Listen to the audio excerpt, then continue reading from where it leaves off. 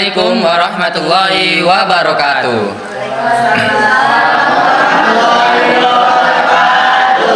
Hai Sobat Kimia, kembali lagi di podcast kita Ngobrol Kimia Penuh Inspirasi. Bersama saya Fahri Irawan dan rekan saya Dan aku Selki yang akan nemanin pelajaran kimia hari ini biar kepala tidak ngesmok kayak lab kebakaran.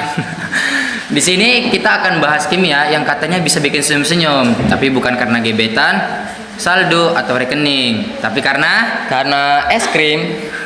Untuk penjelasan lebih lanjut, kita ditemani narasumber yang sengaja kita undang jauh-jauh nih. Ini dia Kak Anissa Anggun. Datang Kak. Undang-undang. Langsung aja. Disclaimer dulu ya, aku nggak jualan es krim, jadi tolong jangan pesen es krim rasa strawberry ya. Ya, padalan aku udah pengen pesen loh sekilo. Santai aja, setelah pembahasan ini kalian bisa kok bikin es krim sendiri di rumah. Oh iya Kak, santai. Di sini kita santai aja Kak. Bisa bawa minum, bawa makan ya Kak. Jadi kita nih ngomong-ngomong soal es krim Kak. Menarik juga tuh soal es krim Kak. Tapi Kak, ini kan kita cerita kimia nih Kak. Apa hubungannya es krim dengan kimia? Es krim dengan kimia itu hubungannya erat banget loh. Tahu nggak sih proses bikin es krim itu erat banget sama kaitannya sama salah satu sifat koligatif larutan. Jadi teringat istilah PR yang numpuk semalam. Tenang aja, sifat koligatif larutan ini gampang banget kok. Gini deh, bayangin kalian chat gebetan kalian. Makin banyak chat yang kalian kirim, gebetan kalian makin baper alias dingin hatinya. Nah, ini mirip sama penurunan titik buku. Oh gitu ya Kak. Tapi relatif juga ya. Ada lagi nggak Kak? Ada dong. Titik buku itu titik buku air itu kan 0 derajat, tapi kalau kita tambahin zat terlarut seperti garam, itu suhunya bisa turun di bawah 0. Jadi semakin banyak zat terlarut yang kita masukin, maka titik bukunya bakal makin rendah. Jadi garam itu kunci rahasianya ya? Yaps, karena garam ini sebagai zat terlarut yang kita pakai untuk bikin es krim. Tapi Kak, aku kan baru teringat nih Kak. Kalau nggak pakai garam, itu esnya bisa jadi nggak Kak? Bisa sih, tapi teksturnya nggak bakal halus karena kalau pakai es batu doang dia bakal 0 derajat kan. Itu terlalu hangat untuk bikin es krim jadi beku dan dengan tekstur yang halus. Oh, pantesan pas waktu kecil bikin es lilin teksturnya kasar banget.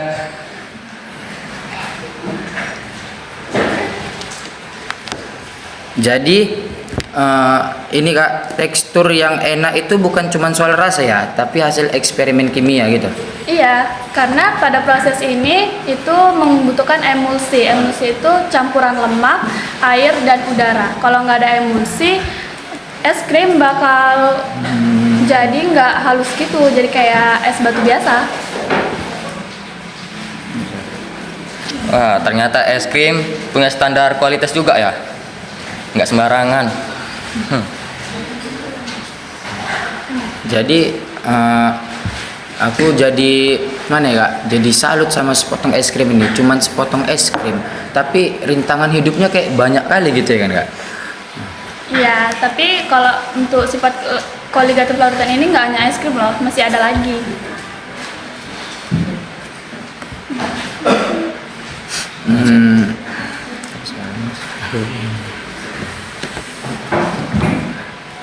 Terus Mana? ya. Buat minum Kak? Buat minum dulu Kak. Mana saya? Mana?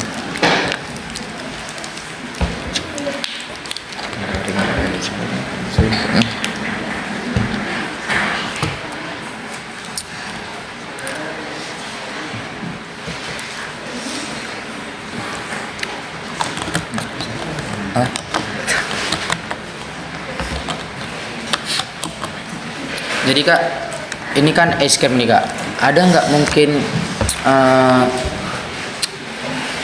negara yang pas apa? Gimana cara ngomongnya Sel? Negara yang memang salah satunya penggemar es krim gitu atau memang pembuat es Penghasil. krim terbesar gitu di dunianya, di negaranya gitu Kak? Ada dong, bahkan ada fun fact, negara yang mengkonsumsi es krim paling banyak itu bukan negara panas, tapi justru negara yang dingin. Serius Kak? Iya, karena di musim dingin ini orang-orang tuh makan es krim, karena es krim itu kan kalau di musim dingin lama nih cairnya, jadi Iya. mereka jadi lebih waktu untuk menikmati es krim itu. Gitu ya kak. Jadi gimana ya Kak? Kayaknya unik kali negara. Jadi pengen ke sana gue Sel. Kok nggak ikut Sel? Pengen juga sih sebenarnya.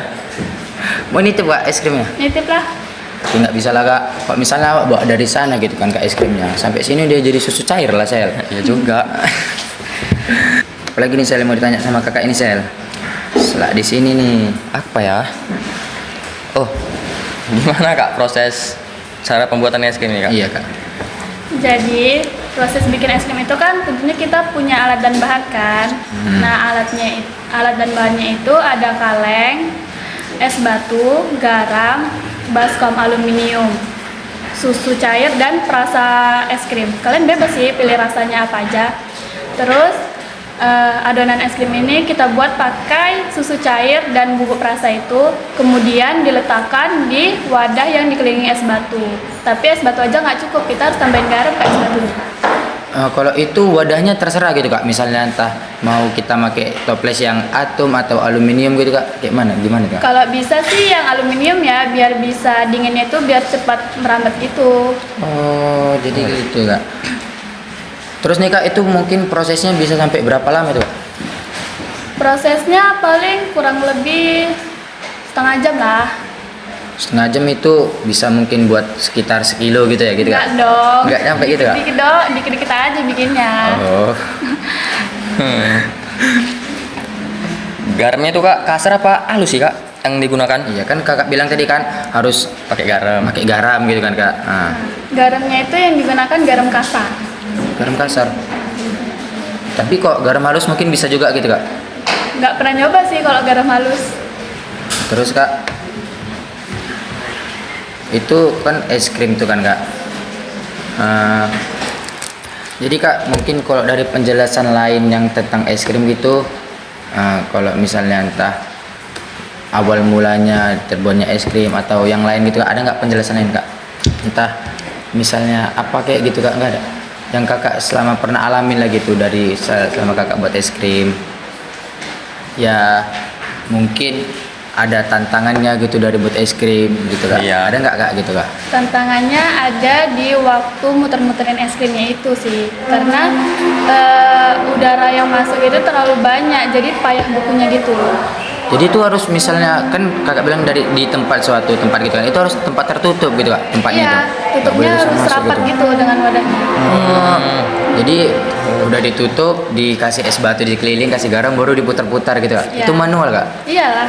Kalau kakak bilang setengah jam itu mah Apa nggak pegel itu kak tangan? berotot Pegel, tangan iya, kita iya Sel. sih. Oh iya juga. Jadi berotot lah Sel kok gitu ya Sel ya kan. Kita nggak mau nyoba Sel. Nanti lah minggu depan. Kalau kita nyoba kita calling-calling kakak ini ya Sel. Oke. Agak bisa ya kan Kak nanti kalau misalnya kami mau nyoba kami calling-calling kakak misalnya mau nanya-nanya gitu kan. Bisa kan Kak? Aman aja itu. Nah. Jadi Kak mungkin segini aja lah ya Kak. Makasih Kak udah mau ngobrol-ngobrol bareng kami gitu ya Kak. Lain kali kok misalnya ada lagi yang mau kami tanyakan kami undang kakak nggak apa-apa kan Kak? Nggak apa-apa. Ya. Oke deh sobat kimia, kayaknya obrolan kita udah kayak es krim aja, campur aduk, bikin lagi. Sekali lagi makasih banyak ya Kak Ani Canggun udah bikin kimia terasa manis hari ini. Iya, semoga belajar kimianya makin asik ya. Jadi kalau hidup kamu asin banget, jangan nangis dulu. Siapa tahu tinggal nunggu jadi es krim. Sekian hari ini dari podcast kami akhiri wabillahi taufiq wal hidayah. Wassalamualaikum warahmatullahi wabarakatuh.